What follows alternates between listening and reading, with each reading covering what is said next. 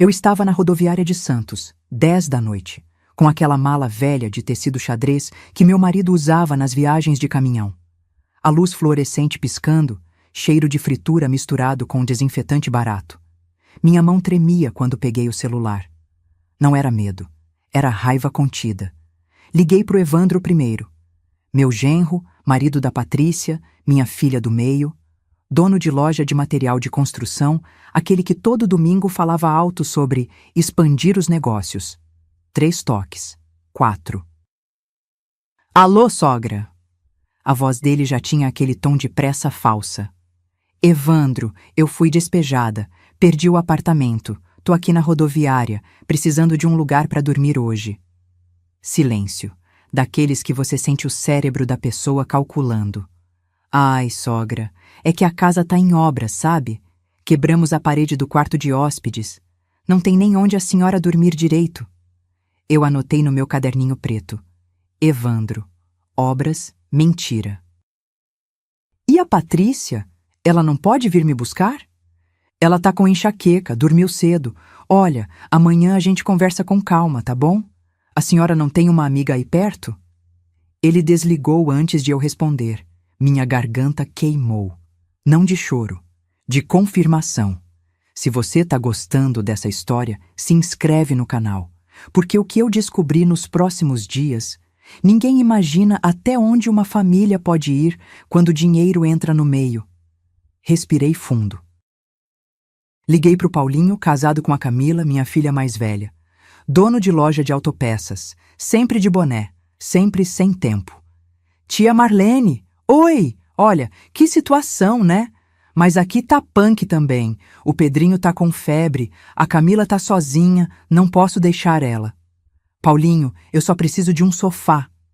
É, mas com criança doente, a senhora entende, né? Contágio, essas coisas. Anotei. Paulinho, filho doente. Mentira. Último. Rodrigo, marido da Renata, minha caçula. Loja de roupa no centro, o que sempre me chamava de tiazinha querida nas festas. Oi, tia! Nossa, que bad, hein? Olha, a gente ia adorar ajudar, mas a Renata tá com a mãe dela internada, sabe? A casa tá um caos. Amanhã eu vejo um jeito, prometo. Ele nem esperou eu falar. Desligou. Anotei. Rodrigo, sogra internada. Verificar. Eu não chorei. Minha mão só apertou o caderninho com força, as veias saltando na pele fina. 72 anos nas costas. 3 filhas criadas sozinha, depois que meu Toninho morreu. 3 genros que eu ajudei a montar negócio, que sentavam na minha mesa todo domingo. E nenhum tinha um sofá para mim. Mas eu já esperava isso. Na verdade, eu precisava disso. O teste tinha começado 3 semanas atrás, quando meu contador me ligou perguntando se eu tinha autorizado a venda de um galpão. Eu não tinha autorizado nada. E quando pedi os extratos, vi transferências, vendas, movimentações que eu nunca fiz. Alguém estava roubando meu patrimônio. Alguém que tinha acesso. Alguém da família. Então eu inventei que tinha sido despejada. Peguei a mala velha, vim para Santos e liguei. Faltava uma ligação. Peguei o celular de novo, as mãos já cansadas, e disquei para Júlia, minha neta. 22 anos, estudante de pedagogia, dividindo kitnet de 18 metros quadrados em São Vicente. Ela atendeu no primeiro toque. Vó, que foi? Tá tudo bem? E quando eu contei, a voz dela quebrou de um jeito que me partiu. Eu vou aí agora, vó. Não sai daí. Eu vou. Desliguei e fechei os olhos. Júlia não sabia, mas ela acabara de me dar a última peça do quebra-cabeça que eu precisava para destruir quem estava me roubando. 1h30 depois, vi a Júlia entrando na rodoviária. Cabelo preso num coque bagunçado, tênis gasto, aquela mochila verde das costas que eu conhecia desde o primeiro dia de aula dela. Ela veio correndo, não andando, correndo. Vó! Me abraçou com força, daquele jeito que aperta a costela e faz doer gostoso. Senti o cheiro de sabonete de coco barato e suor de quem pegou 2 conduções. Minha garganta apertou. Eu queria falar que estava tudo bem, que era só um teste, que ela não precisava ter largado tudo. Mas eu segurei. Ainda não. Você tá bem? Comeu alguma coisa? A voz dela saiu sem ar. Tô, filha. Agora que você chegou, tô. Ela pegou minha mala como se pesasse nada. Começamos a caminhar até o ponto de ônibus. Foi aí que eu vi a mochila dela entreaberta. Livros de pedagogia, um caderno com abas coloridas, um estojo de canetinhas que eu tinha dado no aniversário dela. Júlia, e a aula amanhã? Ela parou de andar. Virou para mim com aqueles olhos castanhos iguais aos do meu Toninho. Vó, eu tranquei a faculdade hoje de tarde. Meu estômago virou. Como assim trancou? Tranquei. Segunda-feira eu vou atrás de trampo. Já pensei, posso trabalhar de caixa no mercado ou na loja da Marisa, eles estão contratando. A gente se vira, vó. A senhora não vai ficar na rua. Ela falou isso olhando para frente, segurando a mala com as 2 mãos, o queixo firme. Mas eu vi o canto do olho dela brilhar. Ela estava engolindo o choro. 22 anos. Faltava 1 ano e meio para se formar.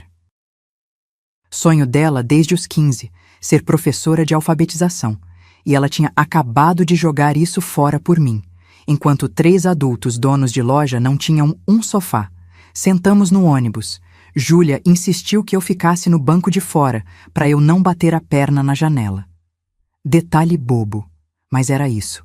Cuidado nos detalhes. Vó, a kitnet é pequenininha, mas tem geladeira e o chuveiro é bom. A senhora dorme na cama, eu arrumo um colchonete no chão. Júlia, eu não vou tomar teu espaço. A senhora não tá tomando nada. A senhora me criou quando minha mãe não tinha cabeça para isso. Lembra? Eu morava com a senhora. A senhora que me levava na escola, fazia meu lanche, me ensinava a ler. Ela segurou minha mão. A dela quente, suada. A minha gelada, seca. Agora é minha vez, vó. Eu olhei pela janela para ela não ver minha cara. Santos à noite. Prédios com luz acesa, gente voltando do trabalho, vida seguindo. E eu ali, fingindo ser uma coitada, testando quem prestava. Mas não era só teste. Eu precisava ter certeza. Certeza de que Júlia era diferente. Porque o que eu ia fazer nos próximos dias, precisava de alguém do meu lado que não me apunhalasse pelas costas. A kitnet ficava num prédio velho de 3 andares, sem elevador. Subimos devagar. Júlia carregou minha mala, eu segurei no corrimão de ferro frio. Cheiro de comida de outras casas. Barulho de novela na TV do vizinho. Quando ela abriu a porta, acendeu a luz. 18 metros quadrados. Cama de solteiro encostada na parede, uma mesinha com cadeira plástica, fogão de 2 bocas, geladeira pequena que fazia um ronco constante. Mas estava limpo. Organizado. Tinha um vasinho com suculenta na janela. Tinha amor ali. Seja bem-vinda, vó. Ela sorriu. Daquele jeito cansado, mas verdadeiro. Eu abracei minha neta e pensei, eu não queria testar você, Júlia, mas eu precisava ter certeza de que ainda existe gente nesse mundo. Naquela noite, enquanto Júlia dormia no colchonete que ela insistiu em armar no chão, eu fiquei na cama dela, olhando para o teto com infiltração. Minha bolsa do lado. Dentro dela, uma pasta. Uma pasta com documentos que ninguém sabia que eu tinha. Extratos, escrituras, contratos, transferências, 2.300.000 reais sumidos do meu patrimônio em 18 meses. E um nome circulado em vermelho, Evandro. Júlia não sabia, mas ela tinha acabado de me salvar de 2 formas, me dando abrigo e me dando a aliada que eu precisava para recuperar tudo que me roubaram. 3 da manhã. Eu não conseguia dormir. Júlia respirava pesado no colchonete, um braço jogado para fora do lençol fino. O ronco da geladeira era o único som, junto com um cachorro latindo lá longe. Levantei devagar, pisando no chão frio de cerâmica. Fui até minha bolsa. Aquela de couro marrom puído que eu carregava há 15 anos.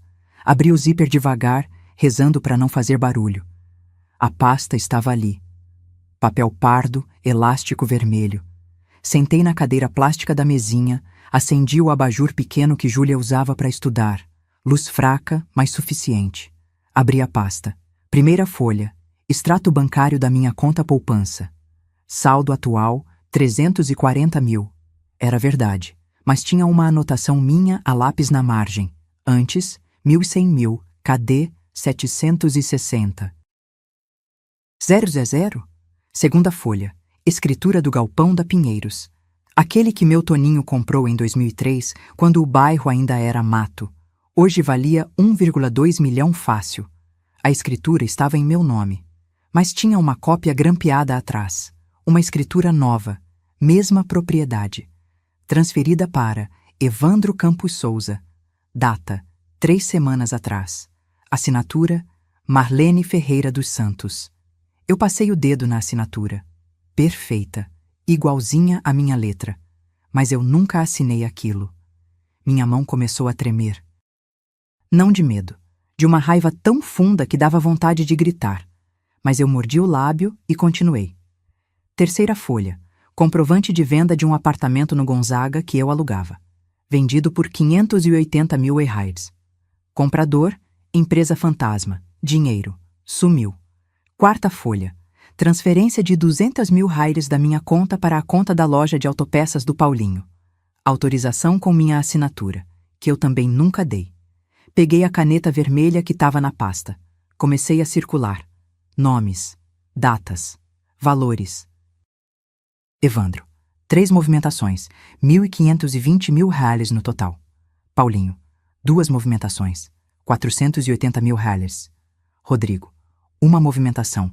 300 mil reais. Total desviado. 2.300 mil reais. Eu tinha juntado aquilo a vida inteira, trabalhando de costureira quando o Toninho estava na estrada. Economizando cada centavo depois que ele morreu. Investindo em imóveis pequenos, alugando, reinvestindo.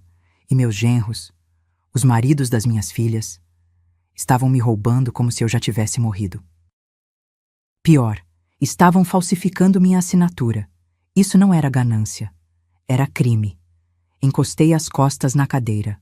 O corpo doía. Aquela dor surda nas juntas, de ficar tensa demais.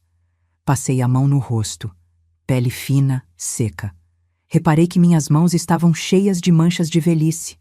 Quando foi que eu fiquei tão velha a ponto de virarem invisível para a própria família? Olhei para Júlia dormindo. Ela tinha virado pro lado, a mão debaixo do rosto. Tão nova. Tão limpa. Senti vontade de acordar ela e contar tudo. Mas não, ainda não. Porque se eu contasse agora, Júlia ia querer ir na polícia, fazer escândalo, boletim de ocorrência. E eu não queria isso. Eu queria que eles se expusessem completamente. Peguei o caderninho preto que eu tinha trazido. Abri numa página em branco. Escrevi: Plano 7 dias. Dia 1, já fiz. Testei quem viria me buscar. Dia 2 a 6, ficar quieta. Deixar Evandro achar que tá seguro. Dia 7, confronto. Fechei o caderninho. Guardei a pasta de volta na bolsa, voltei para a cama. Deitei de lado, olhando para a parede com infiltração. Uma mancha de umidade tinha formato de nuvem. Júlia mexeu no sono, murmurou alguma coisa. Puxei o lençol dela que tinha escorregado, cobri o ombro dela direito. E foi aí que eu entendi uma coisa. Eu não estava fazendo isso só por dinheiro. Eu estava fazendo porque precisava saber se ainda existia gente decente nessa família. E Júlia era a prova de que sim. Fechei os olhos. Amanhã de manhã, eu ia fazer café para minha neta, ia fingir ser uma velhinha confusa e perdida. Mas por dentro, eu já era uma caçadora. E meus genros não faziam ideia do que estava vindo. No dia seguinte, Júlia acordou cedo. 6:30 da manhã, ainda estava escuro lá fora. Vó, vou no mercado comprar pão e umas coisas. A senhora quer alguma coisa? Ela estava com o cabelo molhado do banho, cheiro de sabonete barato enchendo a kitnet. Vestiu uma calça jeans velha e uma blusa de manga comprida. Pegou a bolsa de pano. Não precisa, filha. Não gasta dinheiro comigo. Vó, para, eu compro e pronto. Ela me deu um beijo na testa. Saiu. A porta fechou com um clique. Fiquei sozinha. Sentei na beirada da cama, olhando para o celular dela em cima da mesinha. Um Samsung velho, tela rachada no canto, carregando no fio. Eu não sou de mexer em coisa dos outros. Minha mãe sempre dizia: quem procura, acha. E às vezes é melhor não achar. Ah, mas alguma coisa no meu peito, uma intuição, me empurrou. Levantei. Fui até a mesa, peguei o celular, desbloqueado. Júlia nunca botava senha, dizia que não tinha nada para esconder. Abri o WhatsApp dela, meu coração batendo mais rápido. Aquela sensação de estar fazendo algo errado, mas necessário. Desci a lista de conversas, grupos de faculdade, grupo da República Antiga, e lá embaixo, netos e tios, cliquei. A última mensagem era de ontem, 10 da noite, enquanto eu estava na rodoviária. Evandro. Gente, a Marlene ligou aqui pedindo abrigo. Falei que estava em obras. Paulinho. Aqui também. Inventei que o Pedrinho estava doente, cac. Rodrigo. Eu disse que a sogra estava internada. Ela acreditou. Minha boca secou. Continuei lendo. As mensagens eram de 2 dias antes. Evandro. Temos que internar a véia antes que ela doe tudo para a igreja ou assine besteira. Ela tá ficando gagá. Semana passada perguntou 2 vezes a mesma coisa. Paulinho.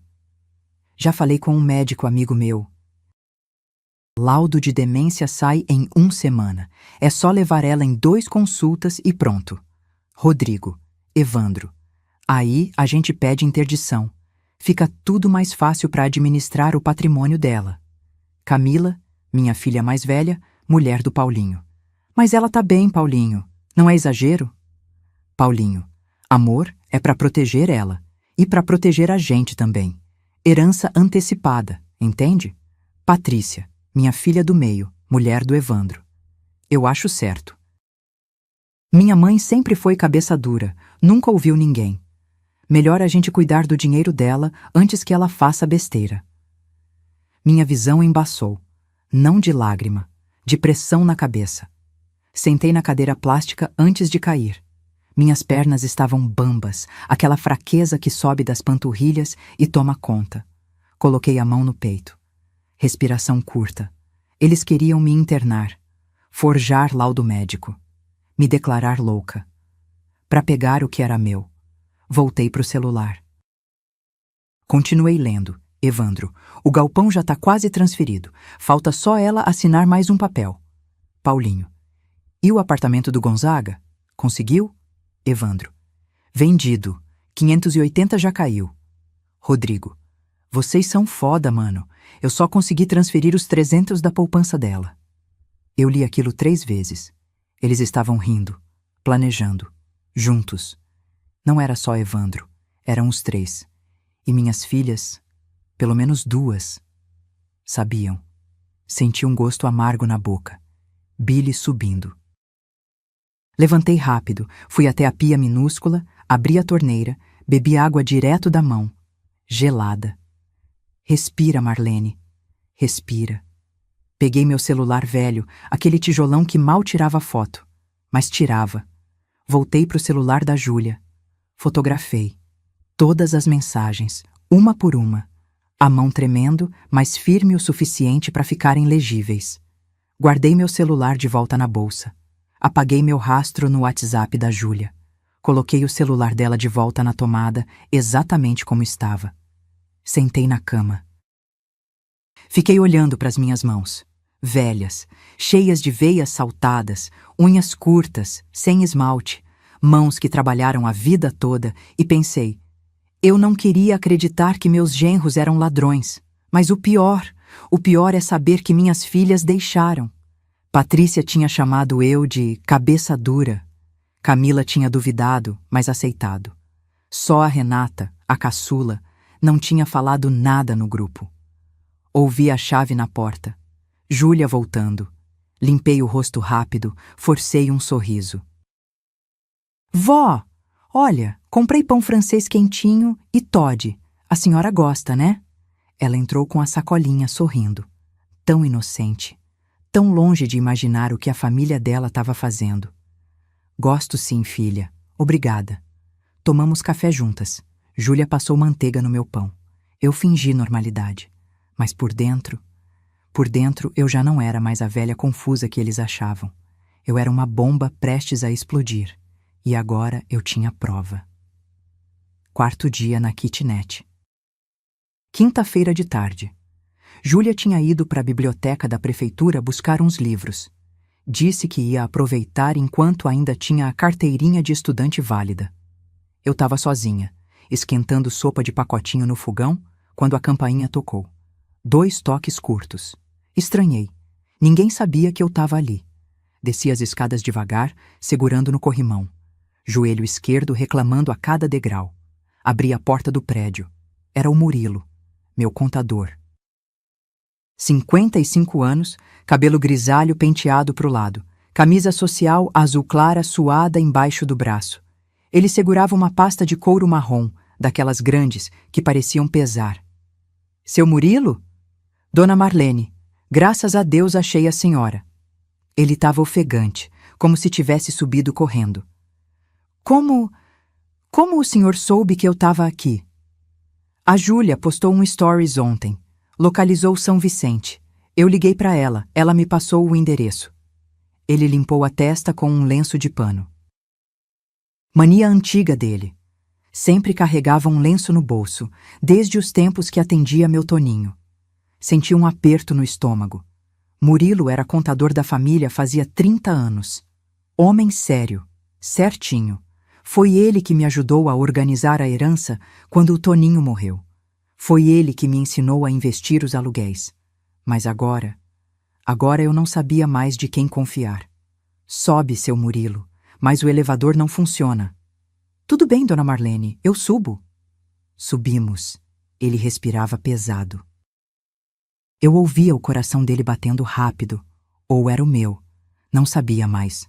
Chegamos na kitnet. Ele olhou em volta sem disfarçar o espanto.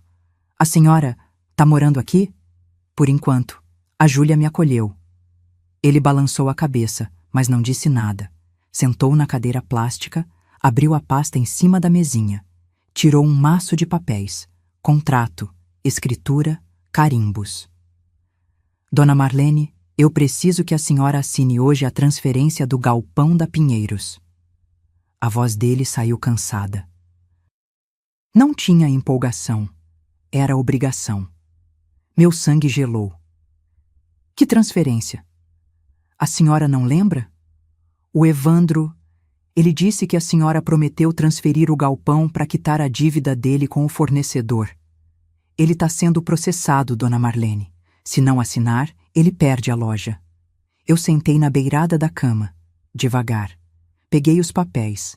Valor do galpão estimado, R$ 1.200.000. Transferência gratuita. Doação.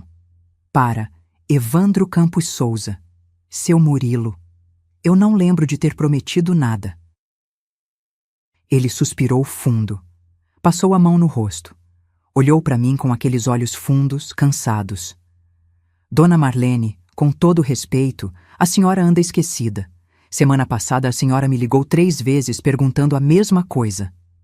Mentira, eu nunca liguei. O Evandro tá dizendo que a senhora tá confusa, que às vezes repete as coisas, ele tá preocupado. Preocupado. Repeti a palavra devagar, sentindo o gosto dela. Murilo colocou a caneta na minha frente. Assina aqui, dona Marlene. É pro bem da família. Peguei a caneta. Minha mão tremia, mas não de confusão. Olhei pro papel, pro espaço da assinatura, e tive uma ideia. Assinei, mas assinei errado. De propósito, em vez de Marlene Ferreira dos Santos, escrevi Maria Lene Santos. Letra trêmula, bambinha, como se eu realmente tivesse esquecido meu próprio nome. Murilo pegou o papel, olhou rápido, guardou na pasta. Nem conferiu. Levantou, já indo embora. Obrigado, dona Marlene. A senhora fez a coisa certa. Ele desceu as escadas. Eu fiquei na porta, ouvindo os passos dele sumirem. Fechei a porta devagar. Encostei nela. Respirei. Agora eu sabia. Se Murilo fosse honesto, ia perceber a assinatura errada e voltar. Se fosse cúmplice de Evandro, ia levar o documento assim mesmo, achando que eu era boba. Eu tinha acabado de armar uma armadilha, e em 24 horas eu saberia de que lado meu contador de 30 anos estava. Ai, Camá. Júlia voltou da biblioteca 2 horas depois. Jogou a mochila no chão e ficou parada na porta, me olhando. Vó. A voz dela saiu diferente, grave, controlada. Que história é essa de galpão? Meu estômago apertou. Ela tinha encontrado o Murilo na rua? Ele tinha contado? Que galpão, filha? Para, vó, para de fingir. Ela cruzou os braços, os olhos vermelhos. O porteiro me parou embaixo, disse que subiu um senhor com pasta. Eu liguei para o Murilo. Ele me contou. Transferência de um galpão de 1.200.000 reais. Voz, a senhora tem dinheiro? Silêncio. O ronco da geladeira encheu o espaço entre a gente. Sentei na beirada da cama. Júlia ficou de pé, esperando. As mãos dela tremiam. De raiva ou de medo, não sei. Respirei fundo. Tenho. A palavra saiu pequena, mas pesada. Júlia passou a mão no rosto. Soltou uma risada curta, sem alegria. Quanto? Júlia. Quanto, vó? Levantei, peguei minha bolsa, tirei um extrato bancário. Não o da pasta secreta. Um que eu tinha imprimido semana passada, no caixa eletrônico. Entreguei para ela. Júlia leu, os olhos correndo as linhas, boca entreaberta. 340.000 reais. Ela leu em voz alta. Olhou para mim. A senhora tem 340.000 reais na poupança? Tenho. E mais 3 imóveis alugados, rendendo 8.700 por mês. Júlia sentou na cadeira plástica. As pernas dela pareciam ter amolecido. Ela segurou a cabeça com as 2 mãos.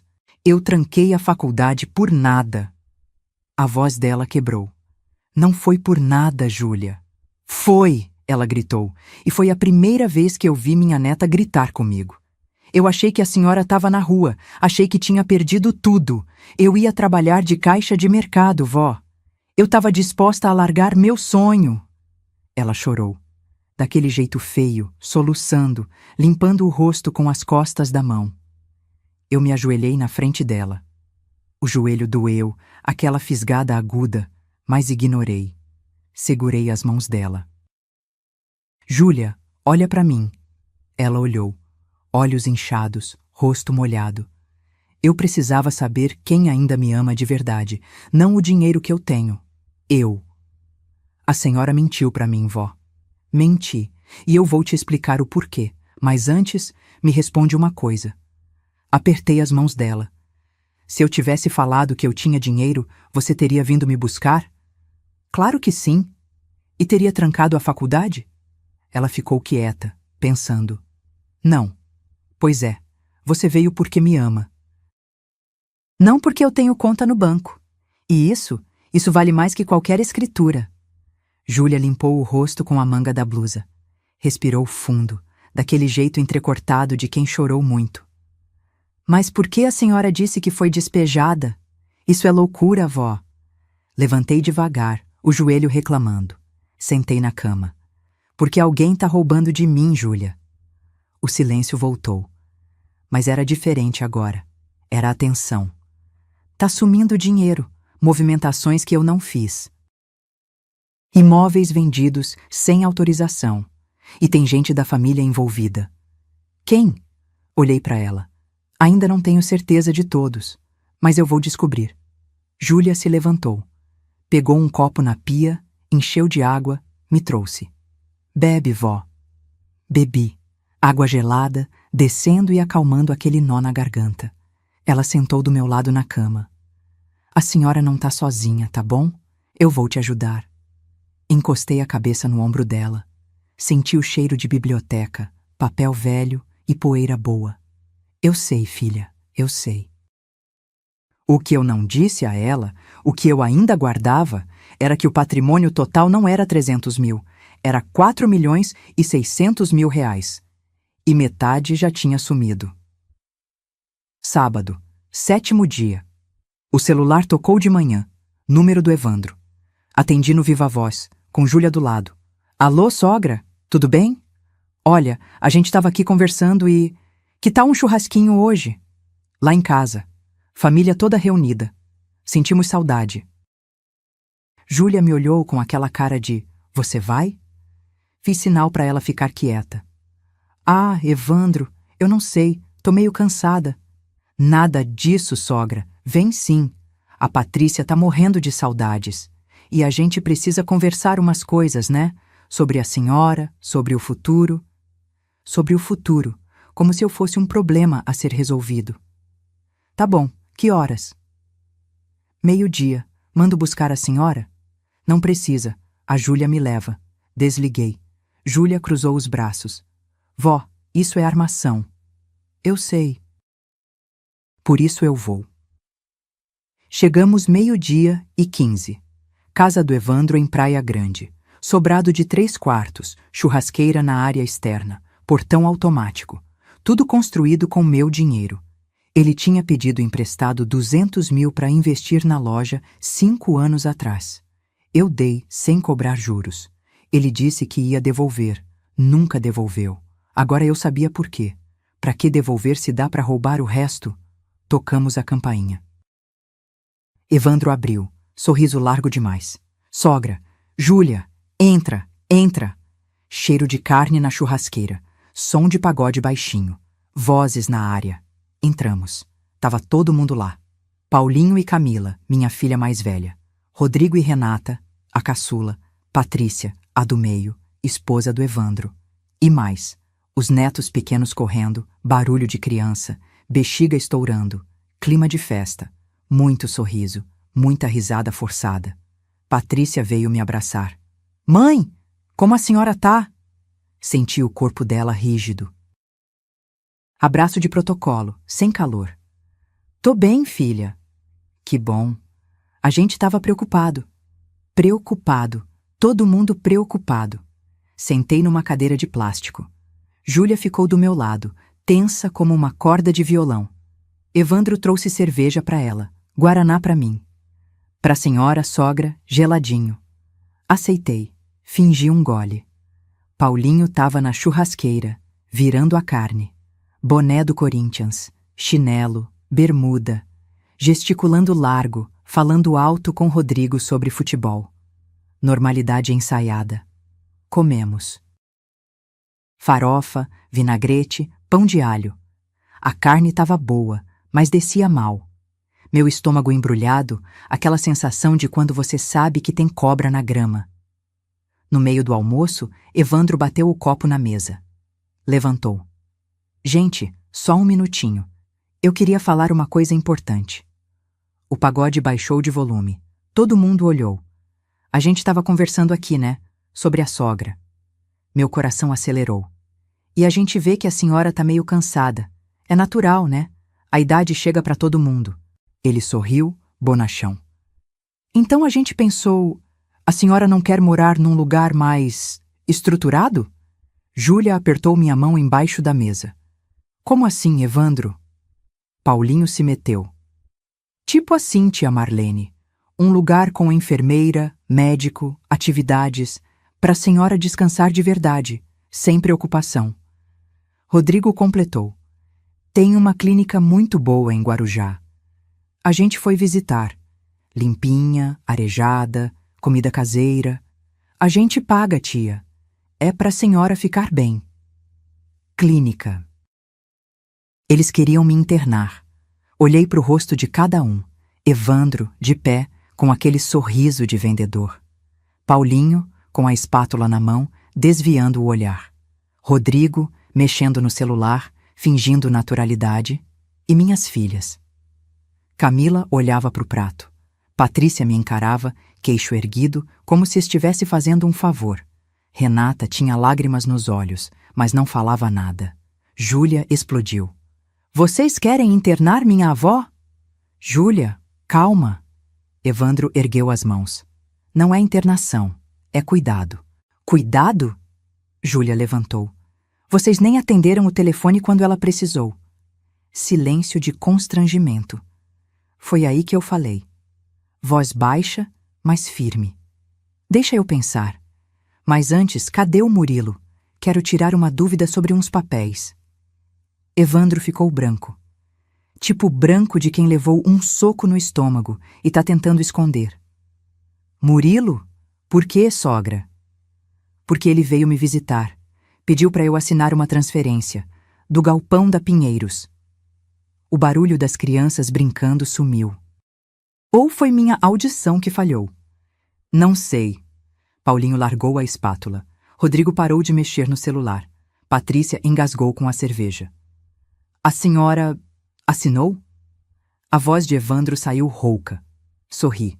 Aquele sorriso pequeno de avó que sabe das coisas. Assinei. Por quê? Tem problema? Evandro respirou fundo. Recuperou o sorriso. Não, não. Que bom. É que... é tudo para a senhora ficar tranquila, né? Tranquila. Ele acabara de confirmar que sabia da transferência. Levantei da cadeira. Júlia me ajudou. Obrigada pelo churrasco, mas eu vou embora. Mãe, espera. Patrícia tentou segurar meu braço. Olhei nos olhos dela. Olhos da minha filha. Que eu segurei no colo. Que eu ensinei a andar. E vi uma estranha. Me solta, Patrícia. Ela soltou. Saímos, Júlia e eu, em silêncio. No Uber de volta, eu pensei. Eu não queria acreditar que meus filhos me entregariam assim. Mas agora eu sei que eles já me enterraram. E amanhã eu ia provar que morto também levanta. Segunda-feira de manhã, 8h30. Eu e Júlia na fila do cartório do centro de Santos. Aquele cheiro de papel velho, café requentado, ar-condicionado mofado. Gente impaciente mexendo no celular. Senha eletrônica apitando. Peguei a senha, 347. Sentamos naquelas cadeiras de plástico duro, encostadas na parede. Júlia estava nervosa, balançava a perna sem parar, aquele tique de ansiedade. Vó, e se não achar nada? Vai achar. Minha barriga roncou. Não tinha tomado café direito, só um gole de água, estômago revirado desde ontem. Senha 347, guichê 5. Levantamos. Fomos até o guichê. A moça era jovem, cabelo preso, unhas feitas. Crachá. Fabiana. Bom dia, preciso de segunda via de escritura. Galpão na Rua Pinheiros, 428. Ela digitou. Clique, clique, clique no teclado. CPF da senhora? Passei. Mais digitação. Ela franziu a testa. Dona Marlene, a senhora transferiu esse imóvel há 6 dias. Dia 10 de janeiro. 6 dias. 2 dias antes de eu fingir o despejo. Meu sangue gelou. Como assim transferir? Fabiana virou o monitor para mim. Tá aqui, ó. Transferência para o senhor Evandro Campos Souza. Reconhecimento de firma. Tudo certinho. Júlia se inclinou, lendo a tela comigo. Quero ver o documento. A assinatura. Fabiana clicou. Imprimiu. Entregou. Peguei o papel com as 2 mãos. Elas tremiam. Ali estava. Escritura de transferência. Data. 10 de janeiro de 2026. Imóvel. Galpão Rua Pinheiros, 428. Valor. 1.200 mil. Transferência. Gratuita. Doação. E lá embaixo, minha assinatura. Perfeita. Caprichada. Cada curva da letra M, cada traço do S. Igualzinha. Mas não era a que eu tinha feito com o Murilo. Aquela tinha sido errada de propósito. Maria Lene Santos, trêmula. Essa aqui era perfeita. Eles tinham falsificado antes do teste, antes de tudo. Júlia pegou o papel da minha mão. Vó, essa assinatura é da senhora? Não. Fabiana piscou confusa. Como não? Eu nunca assinei isso. Isso é falsificação. A moça ficou sem graça. Olhou para o papel, para mim, para o papel de novo. A senhora tem certeza? Porque o reconhecimento de firma foi feito no cartório da Praia Grande, com RG e tudo. Meu RG, que eu guardo na bolsa. Mas Patrícia tem cópia. Ela precisou quando eu assinei como avalista do apartamento dela, anos atrás. Respirei fundo. Aquela dor no peito, aperto, falta de ar. Quero cópia autenticada dessa escritura. Agora. Sim, senhora. Só um momento. Fabiana saiu para os fundos. Júlia me segurou pelo braço. Vó, senta, a senhora tá pálida. Sentei numa cadeira ali perto, cabeça rodando, boca seca, aquele gosto metálico. Júlia se ajoelhou na minha frente, segurou minhas mãos. Respira, vó, devagar. Respirei. Olhei para ela. Eles me roubaram antes mesmo de eu testar eles, Júlia. Eu sei. A voz dela saiu embargada. Eu sei. Fabiana voltou. 3 vias autenticadas, R$ 50 de taxa. Paguei. Saímos do cartório. Sol forte lá fora, meio-dia chegando. Barulho de ônibus, buzina, gente vendendo água na calçada. Sentamos num banco de praça. Árvore dando sombra. Pombo ciscando perto. Júlia abriu a mochila, me deu uma bala de hortelã. Come, vó, ajuda com o enjoo. Chupei a bala. Gosto de menta, fresco. Fechei os olhos, pensei. Eu achei que estava testando quem me amava. Mas a verdade é que eles já tinham me apunhalado pelas costas antes mesmo de eu ligar. Júlia olhou para a escritura de novo. Vó, com isso aqui a gente vai na polícia, né? Isso é crime. Falsificação, estelionato. Não. Como não? Ainda não. Abri os olhos. Ainda falta saber quem mais está envolvido. Quem mais? O Evandro já tá. E o Murilo? E minhas filhas? E os outros 2? Júlia ficou quieta. Levantei. Guardei as escrituras na bolsa. Comecei a andar. Vó, para onde a gente vai? Parei. Virei para ela. Eu vou falar com o Murilo e ele vai me dizer a verdade. Ou vai preso comigo. Ah, tal! Liguei pro Murilo do orelhão da praça. Sim, orelhão. Ainda existem alguns e eu queria que ele não tivesse meu número salvo aparecendo na tela. 3 toques. Alô? Seu Murilo, é a Marlene. Preciso falar com o senhor. Hoje. Silêncio do outro lado. Daqueles que duram 2 segundos, mas parecem 10. Dona Marlene, eu tô meio ocupado hoje. Não foi pedido, Murilo. Foi convocação. Café do Edinho, Avenida Ana Costa, 2 horas. Desliguei antes dele responder.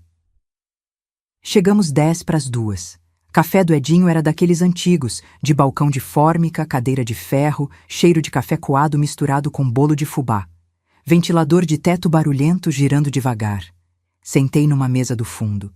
Júlia ficou numa mesa perto, de costas, fingindo mexer no celular. Mas eu sabia que ela estava ouvindo tudo. Murilo chegou às 2:05. Camisa amarrotada, pasta de couro debaixo do braço. Olheiras fundas. Ele viu que era só eu e relaxou um pouco. Erro dele. Sentou, pediu um café. As mãos dele tremiam quando pegou a xícara. Dona Marlene, sobre aquela transferência, coloquei a escritura autenticada em cima da mesa, bem no meio, entre a xícara dele e a minha.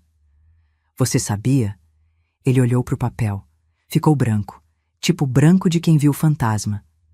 Sabia o quê? Que essa assinatura é falsa.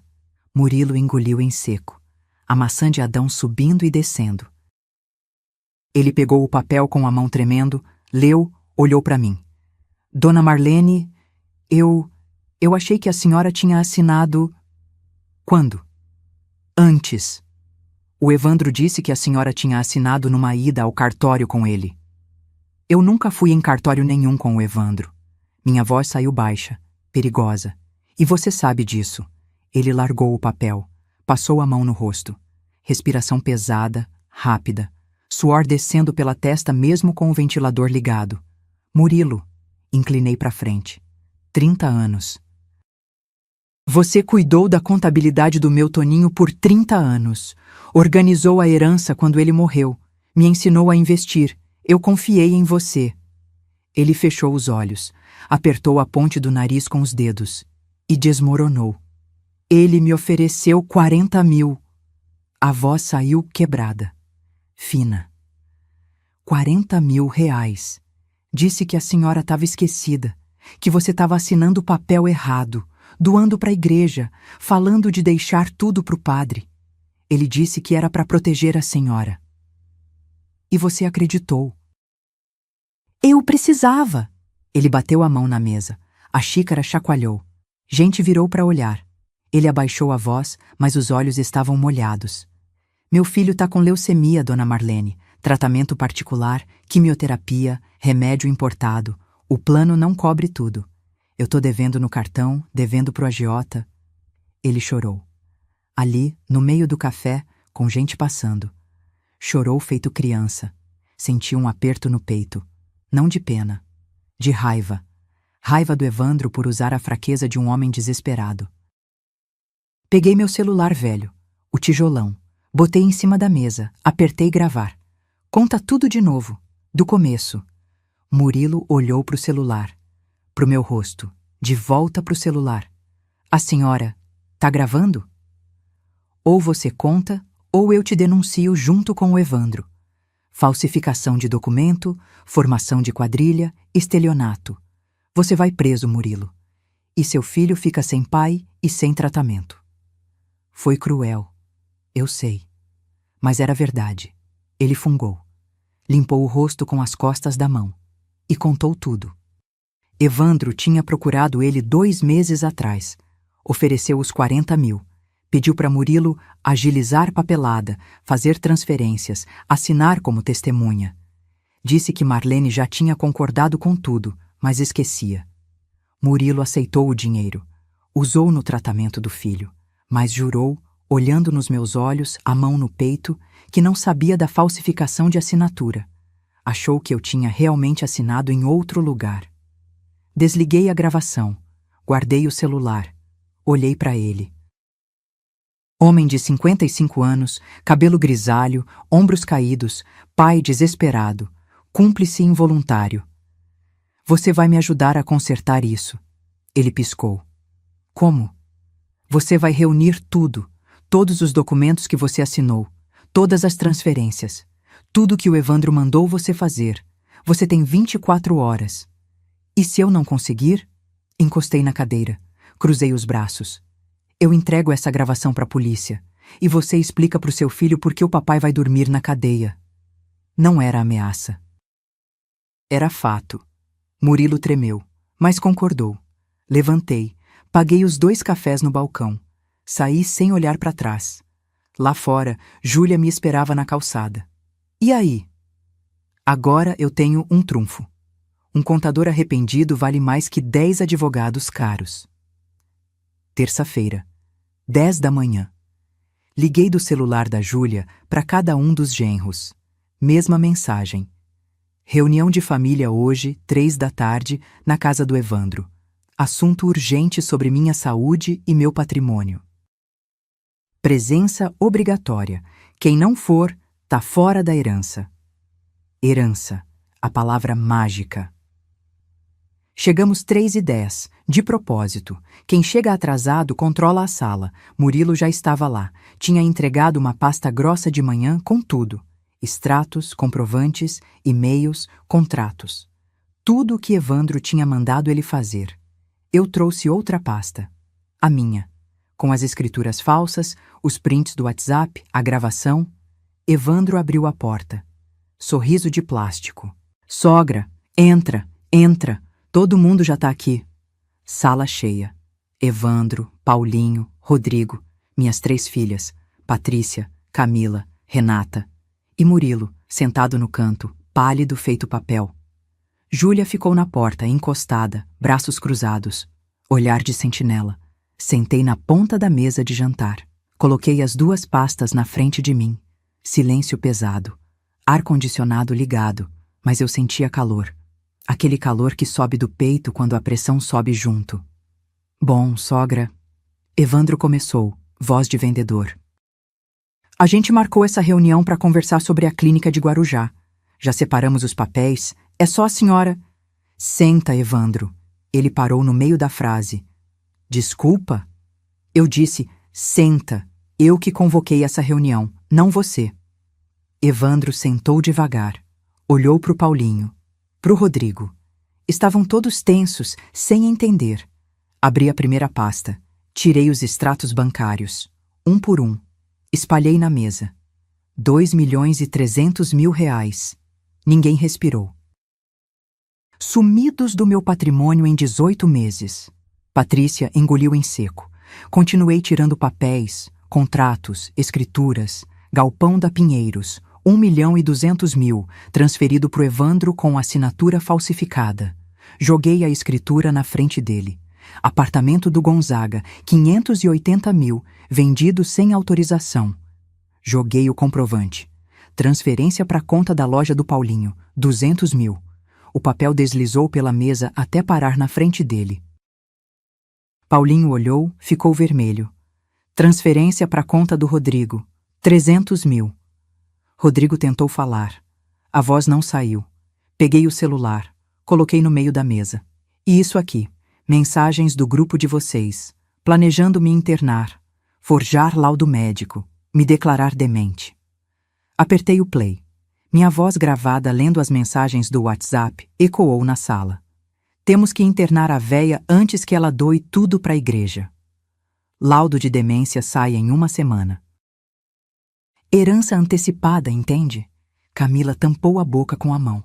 Renata começou a chorar baixinho. Desliguei. Olhei para cada um. Evandro estava roxo, veias saltando no pescoço. Paulinho olhava para o chão. Rodrigo tremia. E minhas filhas? Cadê vocês nessa história? Minha voz saiu rouca. Minhas filhas, que eu carreguei 9 meses, que eu criei sozinha quando o pai de vocês morreu. Vocês sabiam? Patrícia ergueu o queixo, olhos secos. Eu sabia. Senti um soco no estômago. E deixou. Mãe, a senhora é teimosa. Nunca houve ninguém. A gente estava protegendo a senhora de... De quê? De ter meu dinheiro? De decidir minha vida? Patrícia não respondeu. Olhei para Camila. E você? Ela chorava. Balançou a cabeça. Eu suspeitava, mas não quis perguntar. Eu tinha medo de brigar, de perder o Paulinho. Preferiu me perder a perder o marido. Olhei para Renata, a caçula, meu bebê, 28 anos. Ela levantou, voz tremendo. Eu não sabia de nada. Eu não sabia, apontou para o Rodrigo. Você fez isso? Você roubou minha mãe? Rodrigo tentou segurar a mão dela. Renata empurrou. Não encosta em mim. Ela pegou a bolsa. Saiu batendo a porta. A sala ficou em silêncio de novo. Respirei fundo. Dor no peito. Pressão alta. Mãos geladas. Mas eu não podia parar agora. Vocês têm 48 horas para devolver cada centavo. Ou eu registro o boletim de ocorrência. Evandro levantou. Bateu a mão na mesa. A senhora não tem prova de nada. Essas mensagens, esses papéis, não provam. Sorri, tipo sorriso pequeno, de quem guardou o melhor pro final. Tenho, e não estou sozinha. Olhei pro Murilo. Ele levantou, voz baixa. Delação premiada, já está registrada. Evandro ficou branco, e foi aí que a porta da frente se abriu. Entrou um homem de terno cinza, pasta preta debaixo do braço, uns 45 anos, óculos de grau, barba aparada. Boa tarde. Sou o Dr. Henrique Tavares, advogado criminalista da doutora Marlene. Júlia tinha contratado ele 2 dias atrás, com o dinheiro que eu dei para ela. Evandro recuou. Que isso?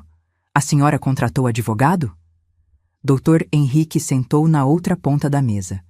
Abriu a pasta com calma irritante. Tirou documentos. Falsificação de documento público, estelionato qualificado, apropriação indébita, formação de quadrilha. Ele leu sem pressa. Penas somadas, de 6 a 12 anos de reclusão. Paulinho ficou de pé. Espera aí. A gente pode conversar, resolver isso em família? Família? A palavra saiu da minha boca dura feito pedra. Família não rouba. Família não falsifica. Família não trama para internar mãe sã em clínica. Patrícia levantou também, voz alta, irritada. A senhora está fazendo tempestade em copo d'água. A gente só queria ajudar, cuidar do patrimônio. Cuidar! Eu gritei. Primeira vez em anos. Minha voz ecoou na sala. Vocês venderam meu apartamento, forjaram minha assinatura, roubaram 2 milhões. Patrícia ficou muda. Olhei para ela. Para a filha que eu embalei de noite quando tinha cólica, que eu ensinei a fazer conta, que eu segurei a mão no primeiro dia de aula, e vi uma mulher que escolheu o marido ladrão. Você sabia desde o começo, né? Ela não respondeu, mas o silêncio dela foi confissão. Camila soluçou, cobriu o rosto com as mãos. Mãe, eu sinto muito. Eu devia ter falado. Eu não queria estragar o casamento. Preferiu me estragar a estragar o casamento. Levantei, as pernas tremendo, mas firmes. Aquela dor no joelho ignorada. Tudo ignorado. Olhei para os 3 genros. 48 horas, 2 dias. Devolvem até o último centavo, ou o Dr. Henrique protocola a denúncia. Evandro tentou uma última cartada. A senhora tá blefando. Não vai meter os próprios genros na cadeia. Dr. Henrique sorriu. Tipo o sorriso de quem já ouviu isso 1000 vezes. A senhora... Marlene não está blefando, Sr. Evandro. Inclusive... Ele tirou outro papel. Já temos bloqueio judicial preventivo de suas contas, as 3, desde ontem. Rodrigo ficou branco. Bloqueio? Como? A gente não foi notificado. Segredo de justiça. Crimes patrimoniais contra idoso têm tratamento prioritário. Aquilo foi a gota. Paulinho partiu para cima de Murilo. Foi você, seu traíra. Você entregou a gente. Murilo recuou, encostando na parede. Voz fina. Eu não tinha escolha. Tinha sim. Você escolheu ela ao invés da gente. Eu escolhi não ir preso. Murilo gritou de volta. Meu filho tá doente, Paulinho. Eu preciso cuidar dele. Vocês me usaram, me ofereceram dinheiro sujo e agora querem que eu afunde junto? Evandro partiu para cima dele também. Dr. Henrique se levantou. Senhores, qualquer agressão será testemunhada e adicionada ao processo. Júlia entrou no meio, braços abertos. Chega! Todo mundo parou. Ela olhou para mim. Olhos vermelhos, mas voz firme. Vó, vamos embora. Eles não merecem mais 1 minuto do seu tempo. Peguei minhas pastas. Dr. Henrique guardou os documentos dele. Caminhei até a porta. Parei. Virei. Olhei para as minhas 3 filhas. Patrícia, de pé, queixo erguido, orgulhosa até no crime. Camila, sentada, chorando, mãos tremendo. Renata não estava mais lá. Tinha ido embora. Vocês tinham uma escolha. Minha voz saiu cansada. Entre ser minha filha ou ser esposa de ladrão. Patrícia escolheu. Camila. Você escolheu o silêncio. E silêncio também é escolha. Patrícia me encarou. E agora? A senhora vai me deserdar? Tirar tudo de mim? Sorri, triste.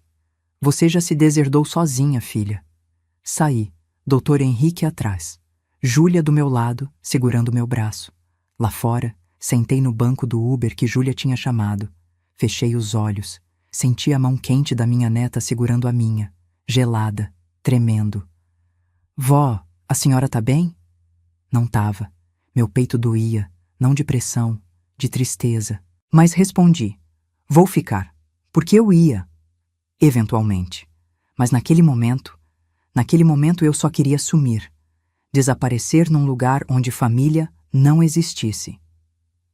No dia seguinte, quarta-feira, 10 da manhã, meu celular tocou. Dr. Henrique.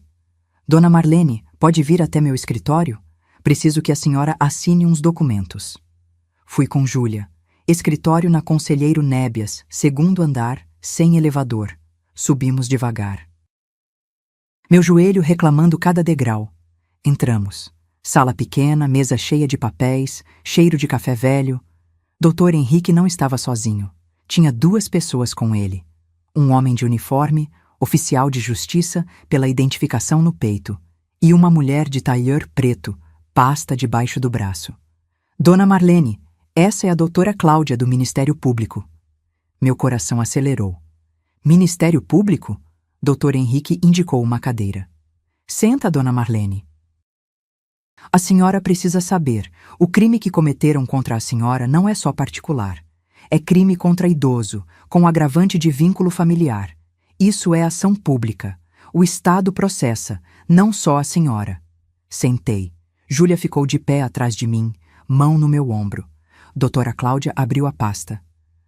Com base na delação do Sr. Murilo Campos e nas provas documentais, conseguimos mandado de prisão preventiva para os três: Evandro Campos Souza, Paulo Henrique Lima e Rodrigo Tavares. Prisão. A palavra ecoou na minha cabeça. Eles vão ser presos? Hoje? Agora. Dr. Henrique olhou para o relógio. Polícia já deve estar nas residências. Minha boca secou. Aquela sensação de quando você ganha algo que queria, mas não sabe se devia ter querido. Júlia apertou meu ombro. Vó, a senhora tem certeza? Ainda dá pra... Dá pra o quê, Júlia? Virei para ela. Para deixar eles me roubarem de novo? Para fingir que não aconteceu? Ela ficou quieta. Peguei a caneta que Dr. Henrique ofereceu. Assinei os papéis. Autorização de representação. Confirmação de depoimento. Tudo. Minha mão tremia. Não de medo. De algo que eu não sabia nomear. Culpa. Alívio. Raiva. Tudo junto? 3 horas da tarde. Meu celular tocou. Número desconhecido. Atendi. Era Patrícia. Voz histérica. Mãe, a polícia levou o Evandro. Ele tá algemado. Os vizinhos todos viram. Isso é culpa da senhora. Desliguei. Tocou de novo. Camila. Mãe, pelo amor de Deus. O Paulinho foi preso no trabalho. Na frente dos funcionários. A loja vai fechar. A gente tem 2 filhos, mãe. Desliguei. Mensagem de Renata. Mãe, o Rodrigo foi preso. Eu pedi divórcio. Obrigada por abrir meus olhos. Te amo. Essa eu respondi. Eu também te amo, filha. Naquela noite, não consegui dormir. Fiquei na cama da kitnet, olhando para o teto. Júlia dormia no colchonete, respiração pesada. Peguei meu celular. Entrei nas notícias locais de Santos. Lá estava. 3 empresários presos por estelionato contra a idosa. Vítima é a própria sogra. Tinha foto. Evandro sendo colocado na viatura. Cara no chão, cabelo bagunçado. Fechei o celular. Encostei a cabeça no travesseiro. Cheiro de amaciante barato da Júlia. Pensei nas minhas filhas. Patrícia me culpando. Camila, desesperada. Renata, livre. Pensei nos netos pequenos, que iam crescer sabendo que o pai foi preso por roubar a avó. Pensei no Toninho. Meu marido, se ele estivesse vivo, o que ele diria? Você fez o certo, Marlene. Ou, você destruiu a família. Não sei. Nunca vou saber. Uma lágrima escorreu. Única. Quente. Limpei rápido. Não era hora de chorar. Era hora de terminar o que comecei. Porque amanhã ia ter audiência de custódia. E eu ia estar lá, olhando nos olhos de cada um deles. 3 meses depois. Fórum de Santos. Sala de audiência. Ar-condicionado barulhento, cheiro de limpeza química, banco de madeira duro. Eu sentada na primeira fila. Júlia do meu lado. Dr. Henrique à frente. Do outro lado, Evandro, Paulinho, Rodrigo, de terno emprestado, cabelo cortado, barba feita, tentando parecer respeitáveis. Tarde demais. A juíza leu a sentença. Voz firme, sem emoção. Evandro Campos Souza, 4 anos de regime semiaberto. Paulo Henrique Lima, 4 anos de regime semiaberto. Rodrigo Tavares, 3 anos e 6 meses de regime semiaberto. Pausa. Devolução integral dos valores desviados, R$ 2.300.000, com correção monetária. Total, R$ 2.420.000. Camila soluçou na fila de trás. Patrícia estava de pedra, olhando para frente. A juíza continuou. Os réus têm 90 dias para efetuar a devolução. Caso contrário, bens serão arrestados e leiloados. Bateu o martelo. Audiência encerrada. Saímos, sol forte lá fora. Calçada lotada, gente vendendo água, picolé, ambulante gritando. Evandro passou por mim na porta. Me olhou. Aquele olhar de raiva contida, mandíbula travada. Não abaixei o olhar. Ele passou. Paulinho veio atrás. Parou. Tia Marlene, a loja vai quebrar. A gente não tem como pagar isso tudo. Devia ter pensado nisso antes. Ele baixou a cabeça. Foi embora. Rodrigo nem olhou. Passou reto. 45 dias depois. Loja de materiais de construção do Evandro. Placa de vende-se. Loja de autopeças do Paulinho.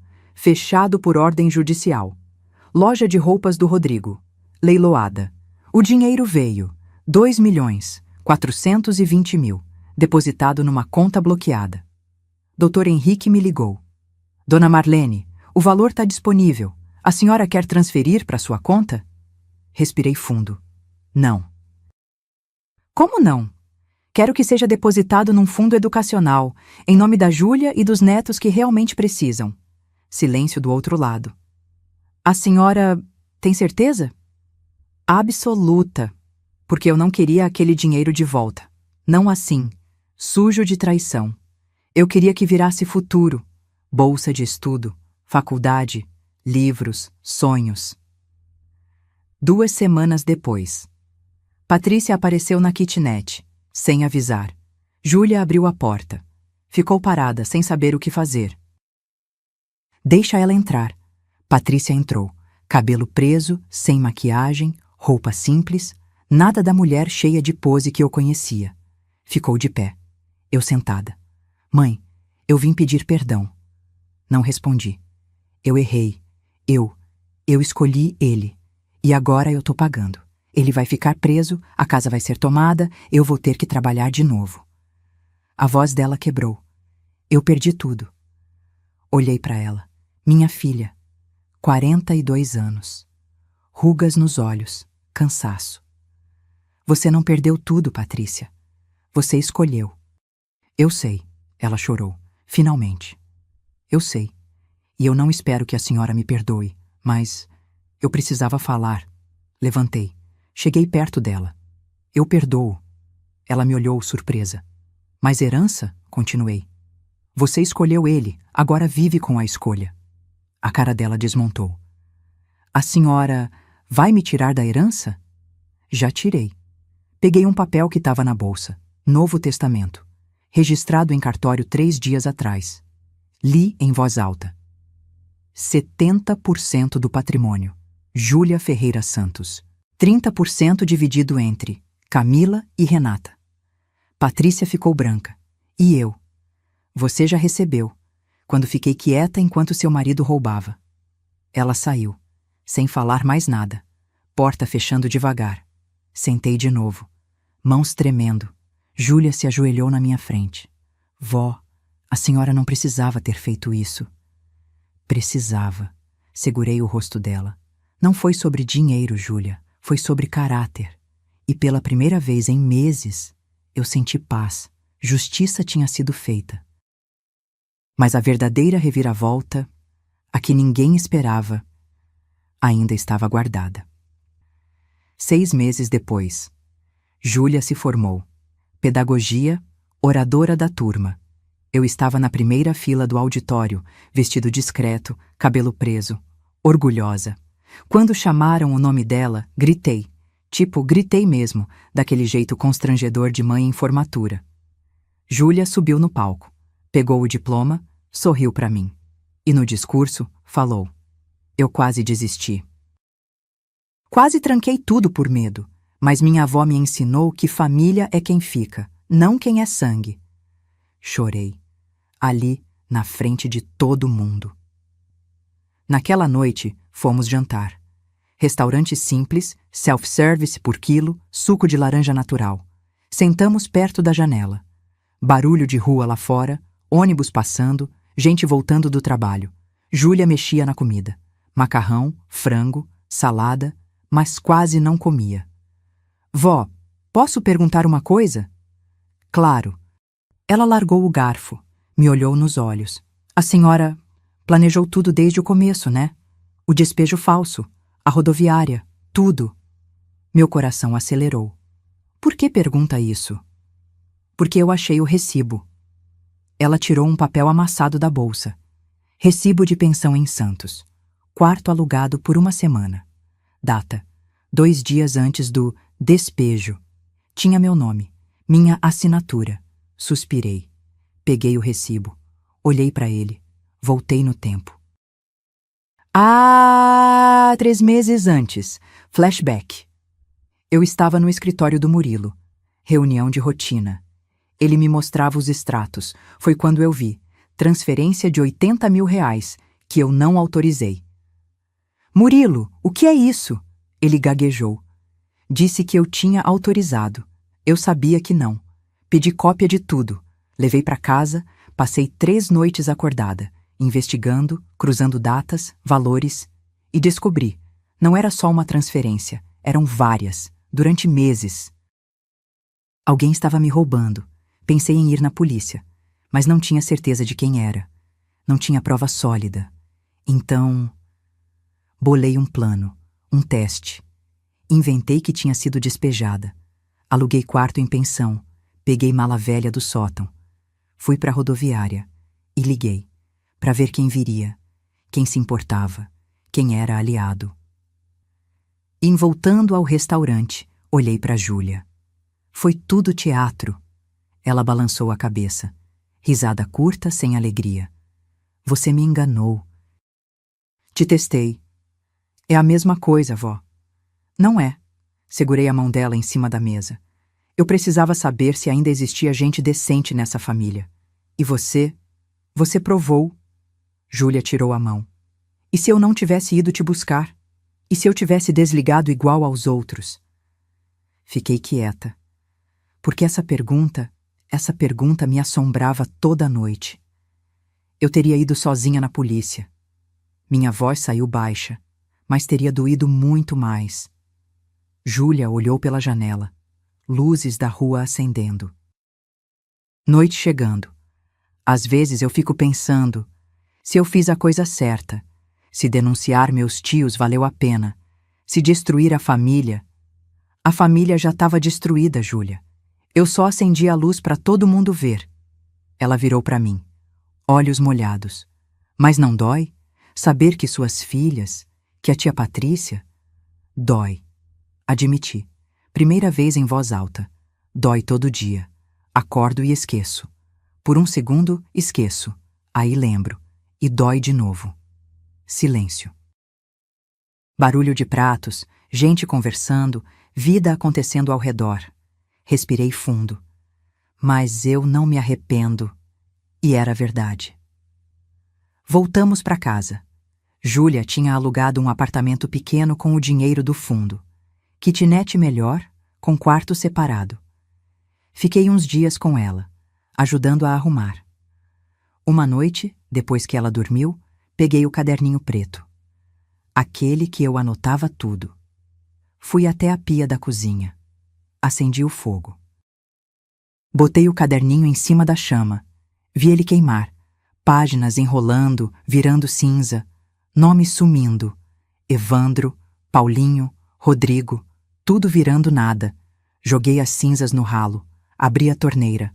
Foi embora. Encostei na pia. Olhei para o reflexo no azulejo. Mulher de 72 anos. Cabelo branco. Rugas fundas. Cansada. Mas de pé. Sempre de pé. Só uma pergunta ficou. Eu fiz o teste ou o teste me fez? 1 ano depois. Quinta-feira de manhã. Sol entrando pela janela da sala de aula. Eu estava sentada no fundo, quietinha, observando. Júlia na frente. 23 alunos de 6 anos. Primeira série. Alfabetização. Ela escrevia na lousa com giz colorido. Mãe. Quem aqui ama a mamãe? Perguntou. Todas as mãozinhas levantaram. E quem aqui ama a vovó? Mais mãozinhas. Risadas. Um menino gritou. Eu amo minha avó, ela faz bolo. Júlia sorriu. Aquele sorriso verdadeiro que ilumina a sala inteira. A minha avó também faz bolo. E me ensinou que família é quem cuida da gente de verdade. Ela olhou para mim. Piscou. Meu peito apertou. De orgulho, daqueles que machucam de tão bons. Depois da aula, fomos tomar café num boteco perto da escola. Pão na chapa, café preto, manteiga derretendo. Vó, a diretora me chamou hoje. Vão me efetivar. Concursada. Júlia!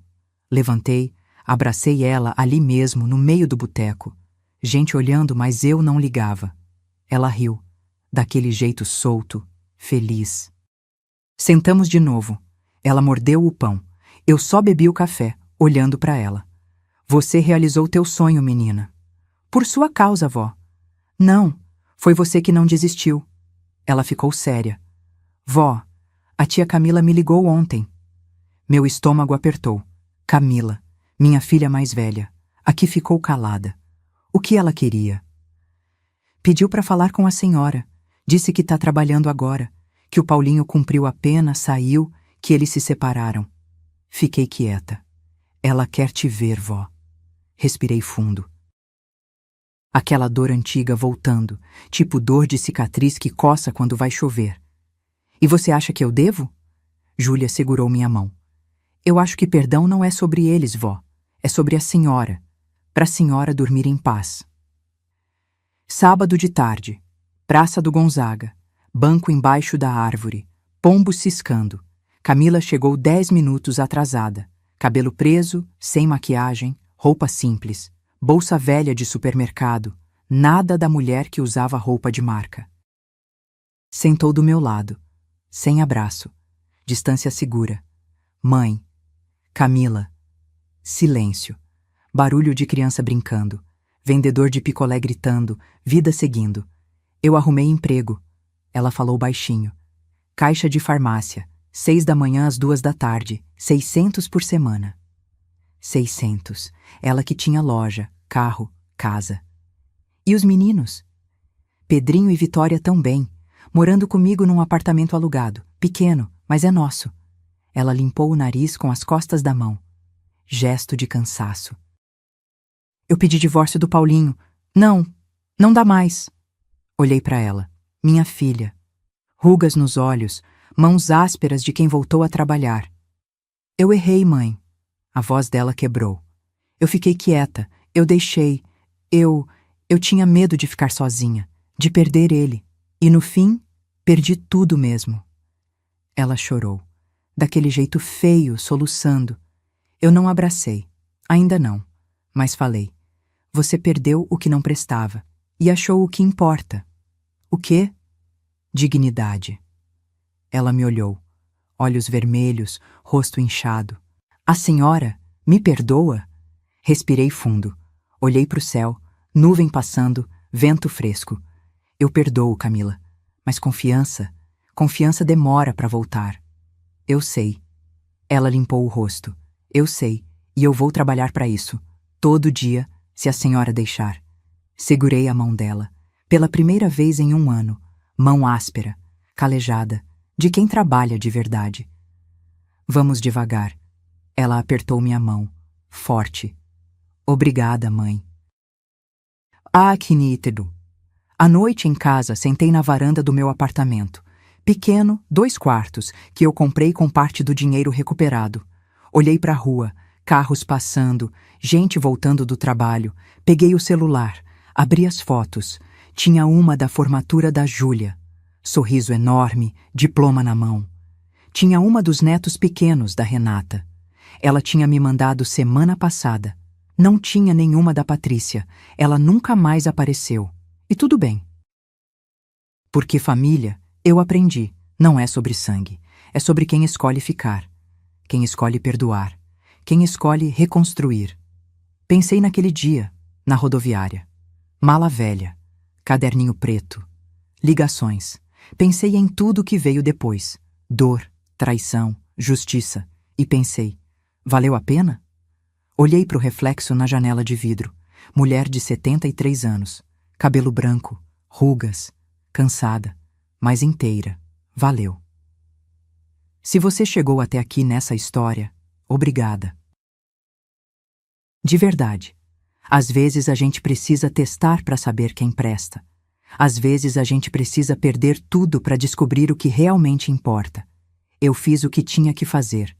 Nem todo mundo ia concordar. Nem todo mundo ia ter coragem. Mas no final eu durmo em paz. Conta pra mim nos comentários. Você faria o mesmo?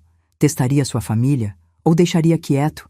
E se você tem alguém que te apoiou quando ninguém mais apoiou, marca essa pessoa aqui. Porque gente assim vale ouro. Dá um like se a história te tocou. Se inscreve no canal para mais histórias reais. E me conta, de onde você está assistindo isso? Ah, e uma última coisa. Semana passada recebi uma notificação no celular. Transferência suspeita de 15 mil reais detectada. Sorri. De canto. Peguei o telefone. Liguei para o banco. Porque se tem uma coisa que eu aprendi, é que eu nunca mais vou ser roubada em silêncio.